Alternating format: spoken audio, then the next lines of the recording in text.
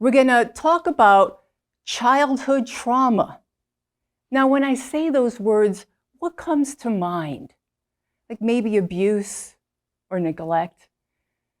But what I'm going to talk about today is a kind of trauma that we're all subject to, each and every one of us, just as a matter of course of coming into this world. And we're not even aware of it. And then we're going to take a look at what's called your life script. Now, this is that collection of beliefs, those messages that we carry around. And your life script is either your worst enemy or it can be your best friend. Now, when I was very, very little, I discovered that I was terrified to open my mouth. It was usually in class. As soon as the teacher said, all right, we're going to go around the room and we're going to talk about, I don't know, our favorite animal, right? My heart would start beating really fast. I'd feel like I was going to pass out. Now, I know a lot of kids are shy and then they outgrow it, right? But no, this followed me into adulthood.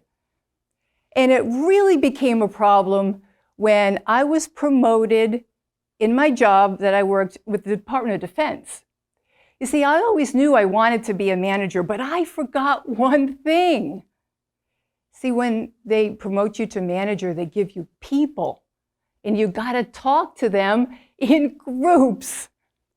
I realized that I needed to go to my earliest days, my childhood trauma. Now, the work that I did that helped me to get beyond that, which is the reason why I'm here today, is called the body memory process. It was created by David William Sohn out of his own quest for wellness. See, he had a near-death experience when he was 13 years old. Interestingly enough, it was right about the time that I was fighting for my life.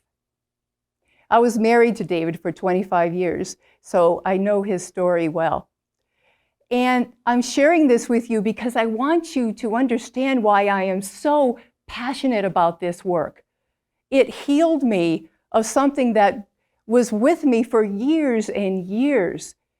And over those years with David, I came to understand just how powerful this work is in so many lives. So I'm on a mission now, right? I've healed from this and I want other people to as well. I especially love to work with parents because when parents work on themselves, then they can empower their kids. Now, let's talk about the 4 periods of time when we're all subject to trauma. And the first is when mom discovers she's pregnant. There are a lot of worries, concerns, like, can I really do this? Can I really be a great parent? Right? Can I afford all that comes with having a child? It can be rather expensive.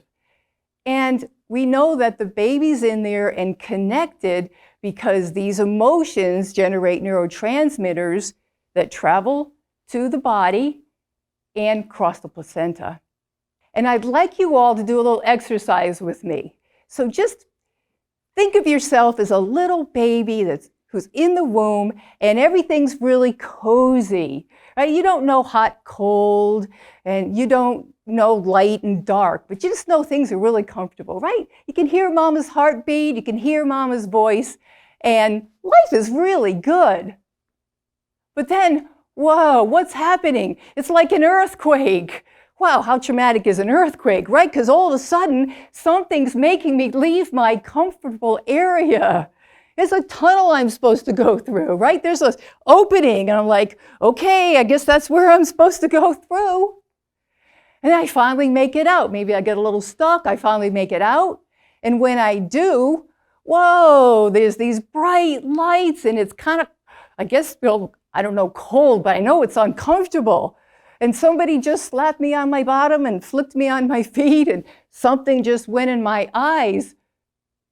This is birth trauma from the perspective of the baby. So let's talk about how disempowering it can be to carry around these vows and not even be aware of it. Think about the last time you were in an argument. what did you do? How did you handle it? How did you get out of it? Because I would bet that it's what you observed your parents doing when they were in an argument. Now, your body is the best tool that you have to realize that there is something going on underneath the level of your awareness. Very powerful. Your body doesn't lie. During emotional events, neurotransmitters travel to receptors all over the body. They're everywhere. They're in our muscles. They're in our organs. And they carry with us the information that we associate with that emotional event and lodge it in our cell memory, and it will stay there unless we become aware of it and do something about it. Are you starting to think that you might have childhood vows operating in your life? Yeah, we all do. So the question is, what do we do about it? Now, I mentioned earlier that your life script can either be your worst enemy or your best friend. Now, there's two places your life script can lead you. One is crisis, so things going really wrong in the areas of health, right, finances, relationships, or to your comfort zone. And your comfort zone is actually a lot more dangerous than crisis, because a lot of people in crisis get sick and tired of being sick and tired, and they look up and they say, I need to work on myself. Well, that is when your life script can be your best friend. If you illuminate it, you find out what are all those childhood vows you've been carrying around, and then you're able to let those go so that you have all that energy and awareness to create your dream life. When we discover vows out there that are related to relationships like, it's hard to love me, or you got to leave them before they leave you. These happen because kids take a really emotional hit when mom and dad get divorced, as an example. And in these modern times, that happens quite often. So when we're able to let those kind of vows go, then we can enjoy loving relationships, entirely supportive. So are you ready to get out of your comfort zone? Are you ready to stop that cycle of crisis and bridge that gap? Because what were the dreams that you've had? It's the ones that we're unaware of that make that biggest impact. So I invite you to become aware of those. Become aware of your unconscious commitments. Because when you can let them go, then you can consciously commit to what you do want. And you can really reach those dreams.